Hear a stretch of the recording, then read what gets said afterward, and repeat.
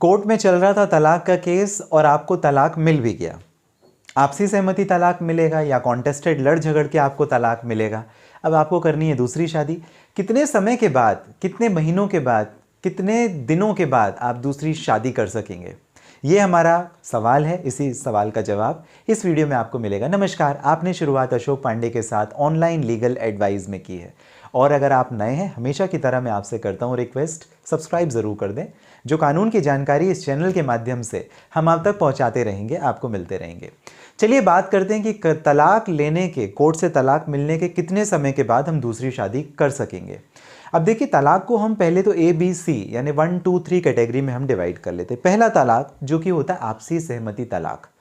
आपसी सहमति तलाक अगर है तो 1976 के पहले कंडीशन ये थी, हिंदू मैरिज एक्ट की अगर स्पेशली बात कर लें, बाकी कानून में भी ऐसा ही था कि तलाक मिलने के 1 साल तक आप शादी नहीं कर सकेंगे।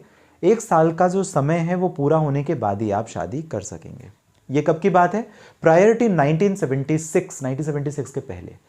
अब क्या स्थिति है? एक अमेंडमेंट हुआ 1976 में और उस अमेंडमेंट के हिसाब से अगर देखा जाए तो आप म्यूचुअल डाइवोर्स के केस में 3 महीने के बाद, मतलब आज आपको म्यूचुअल डाइवोर्स कोर्ट ने दे दिया, अब से आप 3 महीने के बाद में दूसरी शादी कर सकते हैं। हालांकि ऐसा कोई प्रिस्क्रिप्शन नहीं है, लेकिन उसके पीछे भी ऐसी मान्यता है कि अगर किसी पार्टी को अगर अपील में जाना है, हाई कोर्ट में जाना है, तो वो कर सकती है। हालांकि म्यूचुअल डाइवोर्स के केस एक्सेप्टेबल नहीं होते हैं, अपील के दायरे में नहीं आते हैं अनटिल एंड अनलेस अगर मेजर ग्रेविटी ऑफ कहीं पे कुछ भूल चूक हुई हो कानूनी तौर पर, तब। अदरवाइज वो एक्सेप्टेबल नहीं होते हैं। तो आप ये समझ लें कि 99.9% जो मैटर्स हैं म्यूचुअल डाइवोर्स के, आपसी सहमति तलाक के, वो हाई कोर्ट अपील में नहीं जाएंगे। कारण ये है कि आपने आपसी सहमति तलाक लिया, आपने अपनी मर्जी और इच्छा से तलाक लिया है।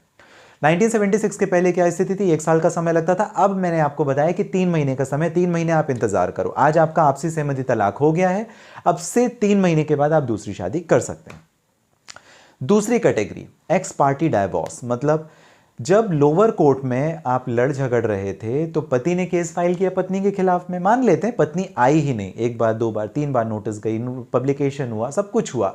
उसके बाद में जब एक्स पार्टी यानी वन साइडेड डाइवोर्स जब मिल गया, तब आपको कम से कम 90 डेज का जो अपील पीरियड होता है प्रिस्क्राइब लॉ के हिसाब से, अगर अपील उसकी नहीं की गई है हाई कोर्ट में, तब आप फिर दूसरी शादी कर सकोगे।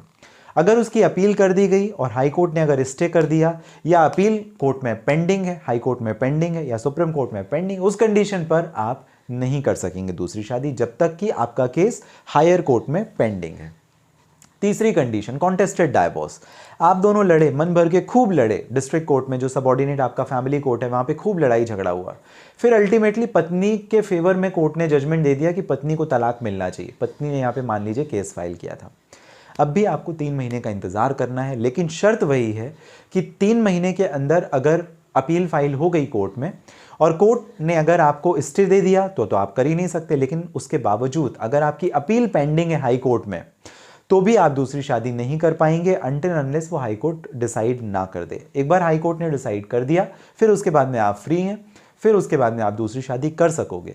तो ये ध्यान में आप रखो कि आज आपको जजमेंट डिक्री मिला, बहुत ज़्यादा उतावले हड़बड़ी में जल्दबाजी करने की ज़रूरत नहीं है कि आज ही डिक्री और जजमेंट हमारे हाथ में आया और कल हम दूल्हे का सेहरा पहन करके घोड़ी पे बैठ गए। ऐसा बिल्कुल भी नहीं करना। आपको करना है इंतज़ार, और जो इंतज़ार करना है, जो समय सीमा है, वो तीनों स्टेटस में क्या होगी, तीनों स्ट्रक्चर में, म्यूचुअल डाइवोर्स, एक्स पार्टी जो डाइवोर्स हुआ वो, और कॉन्टेस्टेड डाइवोर्स वो, आपको कितना इंतज़ार कानून के हिसाब से करना पड़ेगा वो बताने का मैंने आपको किया प्रयास।